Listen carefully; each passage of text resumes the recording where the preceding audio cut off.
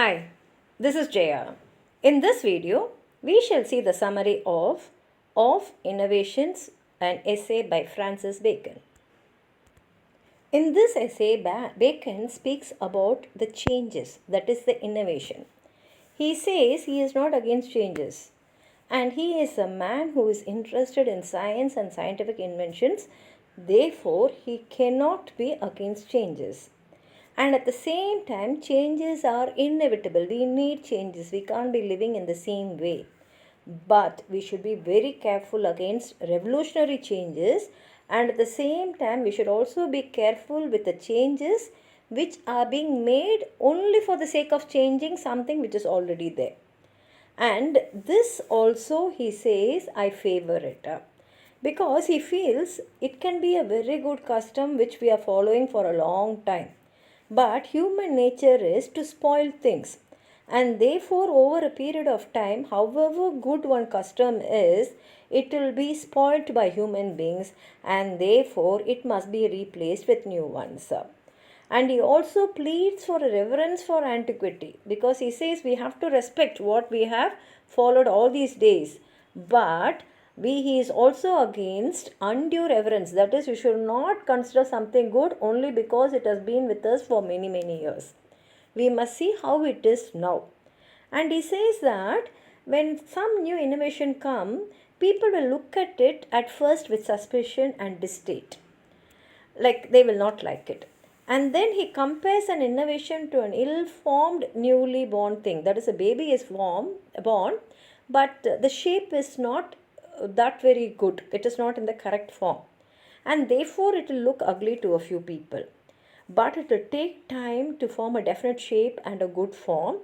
And by that time, people will get used to it and they will accept it. And always in a family, the first person who brings honor to the family will be considered more worthy than the others who will follow. That is, even others will bring honor, but the first person who brought the honor will be considered the original and all others an imitation. And the first person is not an imitation because he was the first person to achieve it. And an established system always tends to become corrupted over a length of time because that is human nature which does it. And that he compares with a stream that carries fresh and pure water. This fresh and pure water becomes impure water, and finally it mixes into the salty seas of corruption. And man has this natural propensity to evil. So, in due case, that is, as time goes, everything when it is used continuously, it will deteriorate. And when a good innovation comes to replace a custom, this custom may be a good one, but it has degenerated due to that long time usage. And there is still resistance for the new one because initially we will resist anything which comes as new. And he says that when we are ill, we take medicine to cure our illness. In the same way, when something which is already established is corrupted over a period of time, the wise thing will be to find a remedy. And what is this remedy? This remedy is an innovation. And every medicine is an innovation. If anyone refuses to take medicine when he is sick, how will he get cured? He will be the loser if he refuses to take the medicine. And refusal to medicines can lead to greater risk also later on because their disease may become even more dangerous. And people judge an innovation by what it does to them. Like if you're going to benefit by this innovation, then you will welcome it and you'll also recommend to others. But if it is going to affect you, you will oppose it and you will ask others also to not use it. Old things have the sanctity of time. That is, it is old, it has its ancientness, and therefore antique thing will be always appreciated. But what is settled by custom cannot be said because it is followed by us for so many years, it is good. But still it will fit us because we are used to it.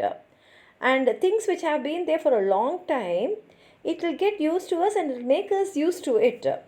And new things may not fit with us like how the old things fit, but they will be useful to us. And they cause trouble by their non-conformity because it is new to us. And in fact, they even challenge the established order which we will feel comfortable. We are following something very comfortable with it. When a new thing comes, it will challenge it. And these new things are like strangers. We will admire them, but we will not favor them. And we need not tamper with the established order if time remains still. That is, if we are very comfortable with it, we need not test what we are already following. And time will not stay the same. Time keeps on moving forward. And retention of a custom can become a turbulent when a new innovation is introduced. When something new comes, an ancient one which we are following, we may find it very difficult to follow the old one, though we are used to it for so many years. And those with undue reference, that is, those who are not interested in old times, they will only ridicule and they will scorn the old habits. And Bacon wants men and women to follow the example of time while innovating, because time is something which keeps on innovating itself, but it does it so quietly and by a very small degree that we hardly notice the change which time brings up. And Bacon also cautions us against hasty and sweeping innovations, especially in the matter of state, that is, when it is concerning the people. And he says we should resort to innovations only in an extreme necessity, and that also only after convincing ourselves about the usefulness of that innovation. It is only the need for reformation that should make us bring about a change, only when you are in need. We should not bring in a change because we want to reform something. Unnecessarily an established custom should not be tested. Any novelty need not be rejected outright. It should not be at the same time accepted blindly. That is, don't reject, at the same time don't accept anything blindly. It is better to hold it for suspect, keep it for some time, test it. And it has to keep in probation to test its utility. We should know, probation means you have to give it some time to know whether it is really useful to us. And at the same time, what has been with us all these days, that is antiquity, must be respected. And it is safer to stand in the beaten track, that is to travel in the same pathway many people have traveled, because many have gone, so you can be very sure that it is safe, than to discover which the best possible road to transfer it, then finding a new road. Then finding a new road may even be risky, may be even better. But always for safety, we can always follow the same road which is traveled by many people. Now let's read the essay. As the births of living creatures at first are ill-shapen, so are all innovations which are the births of time. Yet, notwithstanding as those that first bring honor into their family are commonly more worthy than most that succeed, so the first precedent, if it be good, is seldom attained by imitation. For ill to man's nature as it stands perverted hath the natural motion, strongest in continuance, but good as a forced motion, strongest at first. Surely every medicine is an innovation, and he that will not apply new remedies must expect new evils, for time is the greatest innovator. And if time of course alter things to the worse, and wisdom and counsel shall not alter them to the better, what shall be the end?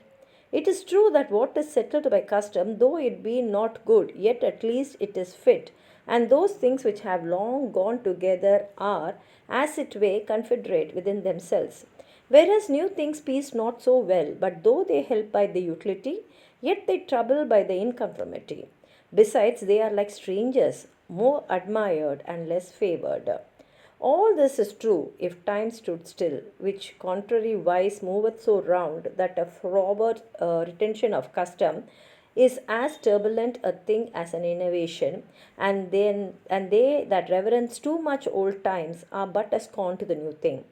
It were good, therefore, that men in their innovations would follow the example of time itself, which indeed innovate greatly, but quietly by degrees, scarce to be perceived.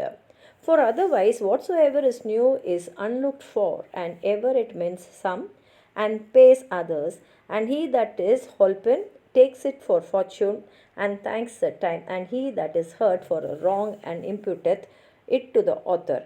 It is good also not to try experiments in states except the necessity be urgent or the utility evident, and well to beware that it be the reformation that draweth on the change, and not the desire of change that pretendeth the reformation.